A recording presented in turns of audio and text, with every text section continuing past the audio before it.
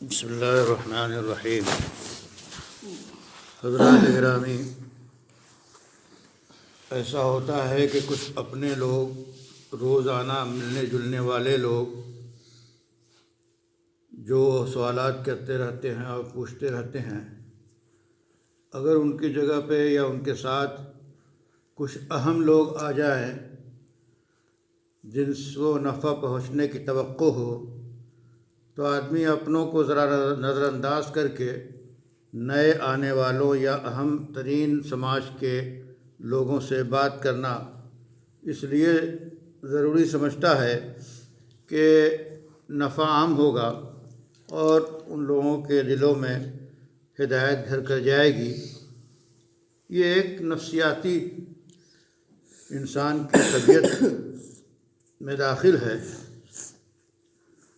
اس پس منظر میں آپ سمجھیں اس واقعے کو کہ جب رسول اکرم صلی اللہ علیہ وسلم کچھ سربراہان سے گفتگو کر رہے تھے، اور ظاہر ہے کہ آپ کی گفتگو ایمان کی دعوت ہوگی، حقیقت سے واقف کرانے کی بات ہوگی، ہدایت پہ کوئی اختیار کرنے کا مسئلہ ہوگا، تو آپ کچھ اشراف مکہ کے ساتھ، کچھ اہم لوگوں کے ساتھ بات کر رہے تھے کہ اتنے میں ایک نابینا صحابی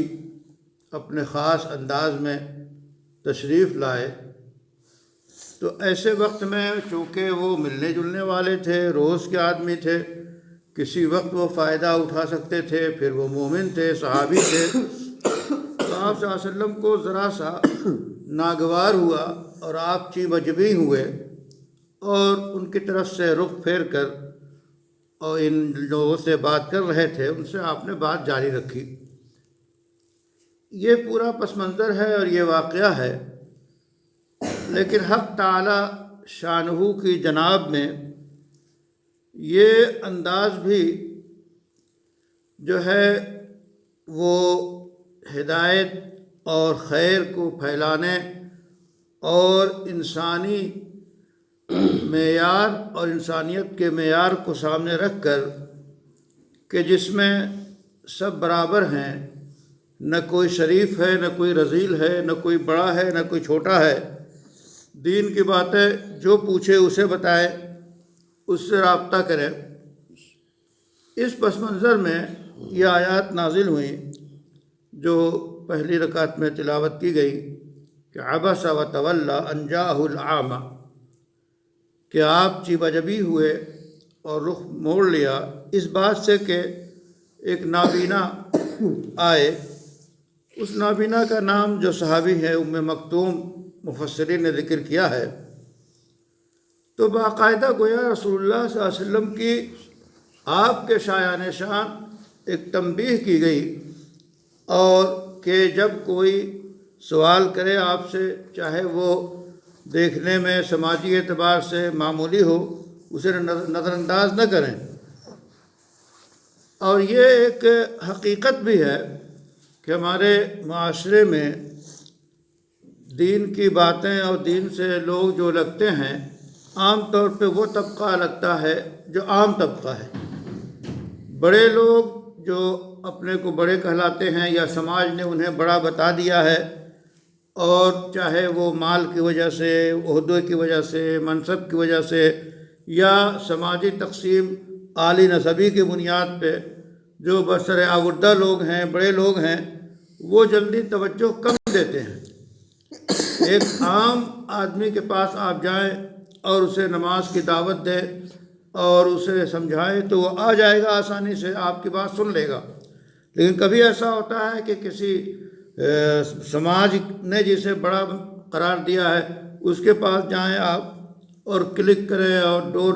دروازہ کھلوائیں اور پھر آپ کہیں کہ نماز کے لیے بلانے کے لیے ہم آئے ہیں، تو بہت ممکن ہے کہ آپ کے ساتھ نازیبا سلوک نہ صحیح تو ناگواری کا اظہار اور اس طرح کی بات پیش آ سکتی ہے۔ اسی میں یہ بھی ہے کہ جس شخص کو آپ دعوت دے رہے ہیں، دین کی بات کی طرف بلا رہے ہیں، اس کا خیال رکھیں، اس کے معیار کا، اس کے سماج کا، اس کے عہدے و منصب کا، اس کے وقت کا، اس لحاظ سے اسی اعلیٰ پیمانے پہ آپ کو پیغام پہنچانا چاہیے۔ بہرحال دین کی باتیں عام کرتے رہنا چاہیے، لوگوں کو بتاتے رہنا چاہیے،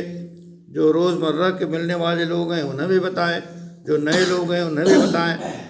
جو چھوٹے اور بڑے کا فاصلہ سماج نے قائم کر رکھا ہے، اس فاصلے کو اسی وقت ختم کیا جا سکتا ہے جب کہ دین کی بات، خیر کی بات دل میں جاگزی ہو جائے اور ایک اللہ کی وحدانیت اور اس کی رفعت اور اس کا تقدس سما جائے۔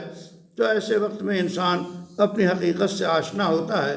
کہ ایک طرف سیدنا ابو بکر بیٹھے ہیں، سیدنا عمر بیٹھے ہیں، اسی میں ان کے ساتھ سیدنا بلال بیٹھے ہیں اور کوئی حجاب نہیں، بلکہ حضرت عمر بلال کو کہتے ہیں سیدنا، کہتے ہیں ہمارے سردار۔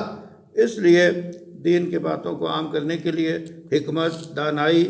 اور ضمیر کی بے چینی کے ساتھ ہی جو ہے دی جاتی ہے۔ اللہ تعالیٰ